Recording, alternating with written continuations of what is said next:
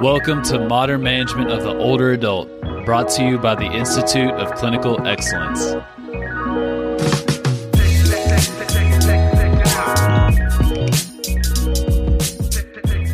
Instagram, good morning. Welcome to the PT on Ice Daily Show. My name is Julie Brower, member of the Older Adult Division. Super excited to be chatting with you guys today on Jerry on Ice Day. So as per usual, let's talk about what courses the Older Adult Division has coming up. So for the end of the month, so for the rest of February, there are two chances to catch us live. We will be in Maryland this coming weekend and then Illinois on the 18th. And then March is crazy. We are all over the country. So in March alone, we are in Wisconsin, Minnesota, Florida, Ohio, North Carolina, Pennsylvania, and Louisiana. Crazy. A lot of double and triple headers coming up with our division. We're so busy. We're so excited to be out there traveling completely across the country. So that's live. Our next online course is starting on March 1st. So tons of opportunities to catch us on the road or to hop into our online course. As you all know, that info lives on ptnice.com. Okay, our topic today, working with couples and some tips and tricks when it comes to programming. So I absolutely love working with couples. I think it is so fun. It is wildly entertaining to experience the dynamic between the two individuals. You get to see this really awesome teamwork. You start to watch this accountability blossom and this competitiveness come out. It's so cool. I think it's way more fun than doing one-on-one. Many times, you can end up being this catalyst that sets their personal relationship up on the right track. Like, it's so awesome to where you go to see them for a day and they tell you, hey, we both just felt like so good. We got dressed up and went out to dinner and had a date. It's so cool. It's so wonderful. And then last but not least, you are only giving 1 unit of your time to train, but you have the opportunity to charge more than 1 unit of your time. So there's a ton of benefits. However, what we're going to dive in today is how it can be very, very challenging to work with couples or partners, especially if their ability levels are vastly different. And for some reason, these are the couples that I continually work with. One individual moves really well, has awesome mobility, has pretty darn good strength, doesn't have any medical complexities on board, conditioning is pretty good, and then the other partner has a lot of issues going on. Range of motion, some prior injury, some pain, their conditioning is really, really poor, and they don't know left from right. It's like they were the last ones picked in gym class, 100%. So I tend to find myself with individuals who are completely on opposite ends of the spectrum, but I love it because it makes it really challenging. So what you have to remember is that your job is to increase fitness for both individuals. And in order to do that, when their abilities are so different, you have to get really creative. So here are some tips that I learned, mostly from doing a lot of stuff wrong, that can help not only the partners be successful and get them fit, but it's going to be a much more enjoyable experience for them as well. So number one, the very first thing that you have to do is you have to have a conversation with them. Like, hey, is it important that you two are doing relatively the same exercise, same type of exercise at the same time, right? Is it important that they stick together through your training sessions? Or do they not care? And if one of them is on the ground, breathing heavy, like, I need a rest break, is the other partner like, okay, honey, you stay there. I'm running off to do my laps. And that doesn't matter. You have to know that, because if they don't care to stay together, your life is a lot easier and you can program kind of individually for what each needs and not worry about having to keep them together. But in the opposite situation, which is what I face a lot of the time, is that they want to do this training together. They want to stick together. One of the individuals does not want to be performing at such a high level than the other because they're worried about them being embarrassed. They don't want to do that to their partner. They want to stick together. So when that is the case, what do?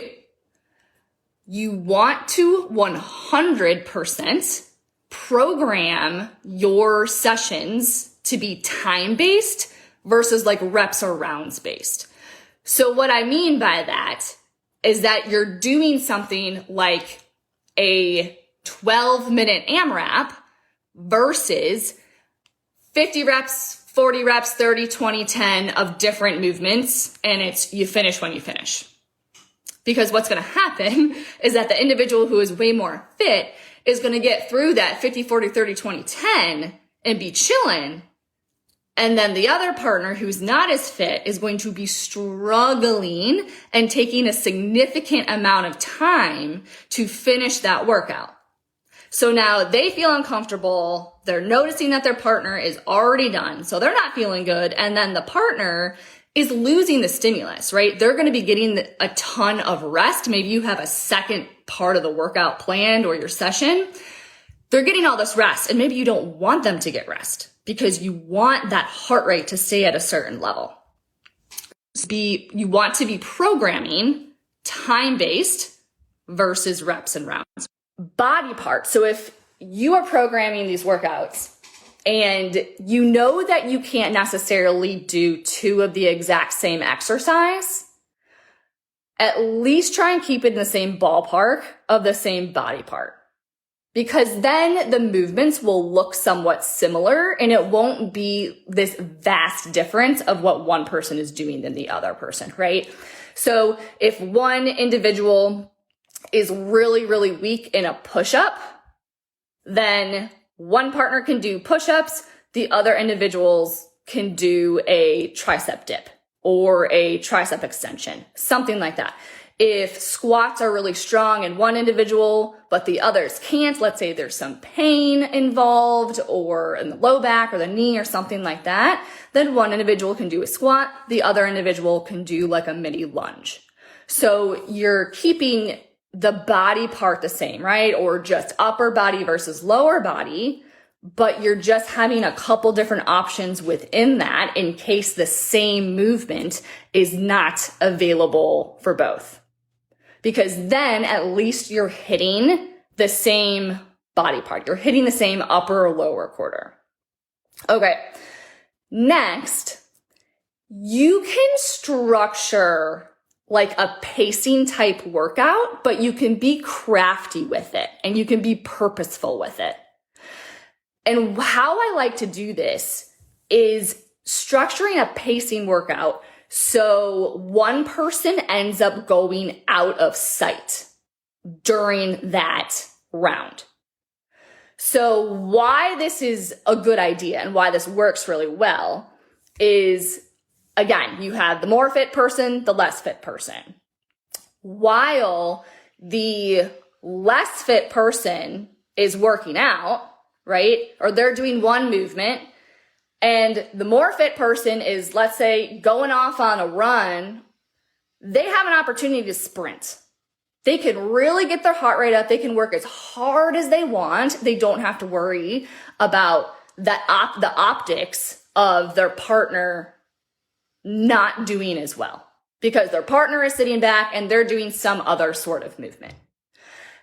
And why that's nice for both is because now the less fit person, because their partner is going to be going through their rounds quickly, they're not doing the other movement for as long, right? So if the less fit individual is doing squats while the more fit individual is doing a jog down to the end of the driveway and back, more fit person's going to be hustling and getting that done, less fit individual isn't going to be squatting as long. So it's a nice win-win there. And when the less fit person starts to go and do their jog, my goodness, if they have to stop, if they need a breath, if they need to walk a little bit, then at least like they're out of sight and they're not having to do it in front of their partner. And it's okay for their partner because their partner is obviously going to be having to work a lot more because it's going to take more time for their partner to get back. But it's okay because they have more fitness, so they're getting more work done. So it's a nice win-win there. Next, always play to both strengths. So you're going to have movements where one individual is really good at and other individual is not. Make sure that you're programming both within the session. So they both get that opportunity to really crush it with a certain movement or be able to really increase the weight of a certain movement so that they both have that feeling of, man, that movement's mine. I'm awesome at that one. And they each have their own. So they both get that feeling. And think about this when you all like go into the gym and you look at the workout before and you're like, this one is every single one of my weaknesses. This is going to suck. Like, I know I need to do this because I need to improve on my weaknesses, but I'm not going to like this. I'm going to be the last one off that rower, right? Versus when you go in and you're like, oh man, it's a lower body strength day. We're doing sled pushing. This is me. I'm totally going to kick ass, right? But then when you have to go over to the block and you're doing a sprint on the bike or a sprint on the rower, you know that you're not going to do as well. But at least you have the opportunity to showcase your strength as well as your weakness. So make sure that you give the opportunity for both individuals to do something that they're really good at. Next, gamify and offer some playtime. We forget that play is so important. And playfulness, when that starts to come out between couples, they could care less who is winning. They could care less how good or bad they're doing during the workout. They're just smiling, laughing, and having fun. So to no one's surprise here, clock yourself is a really wonderful way to gamify and to get some fun and some laughs going. And why I love clock yourself is obviously there's a million variations, but when they're doing clock yourself, because cognitively they're trying to listen to the numbers and really pay attention to what they're doing, again, they do not care what the other individual is doing. They don't care at all. They're just focusing on trying to get those steps. So it doesn't become competitive at all. Like it could be if you were doing, rounds within a workout and you're doing certain movements. And then in terms of playfulness, just take out the strength movements, the business aspect that you're thinking. Like, yes, you're here to get these people fit, but my God, just let them play too. So that could just look like you're working on tandem stance, but you are throwing a ball back and forth, right? Something that involves a little bit of a sport can be really fun. I love doing like a loaded carry with one hand and then they're bouncing a basketball back and forth, or they're doing a loaded carry with one hand and they're tossing a ball back and forth as they're walking. Something like that, where they just get this little bit of playfulness that can come out. If there's a playground, if you're going to someone's home in the neighborhood, getting them to get on the playground and use the playground equipment can be really, really fun. Just don't forget to add some playfulness. And then lastly, always have a regression option in your back pocket. So we always say in the MOA division that we are masters of scale. this skill is so, so important. So if you're programming and you want the individual to be doing squats for a certain amount of time. So let's say you're doing 30 seconds of work, 20 seconds of rest, and the movement is squats. And let's say that the individual cannot complete the squats for the entire 30 seconds. To avoid that feeling of they have to stop completely, and that could make them, they could lose some confidence. They could be a little bit embarrassed there. Just give them an alternative regression. So, hey, when you can't squat anymore, I want you to keep moving, but do standing marches instead, right? If you're doing a bridge plus a chest press and they get too fatigued to continue doing the chest press, just hold that weight with elbows extended above the head. Something like that. Okay, that's all I got for you. So to review, number one, make sure you are having the conversation. Is it important that they stay together during their workouts, or is it not? Always program for time-based versus reps and rounds-based.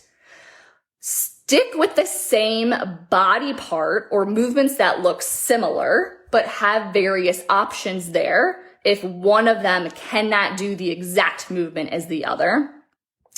Structure a pacing type workout, but make it purposeful. So one person can be out of sight if they need to have a little bit of a rest. Allows the more fit individual to get more work, the less fit individual to kind of break if they need to without being watched. Make sure that you play to both strengths, and then find a way to gamify, add some playfulness, and always have a regress option. All right, y'all. Have a wonderful Wednesday, and we will talk again soon. Thank you for listening to the MMOA podcast. If you found this helpful, please share with someone that could benefit.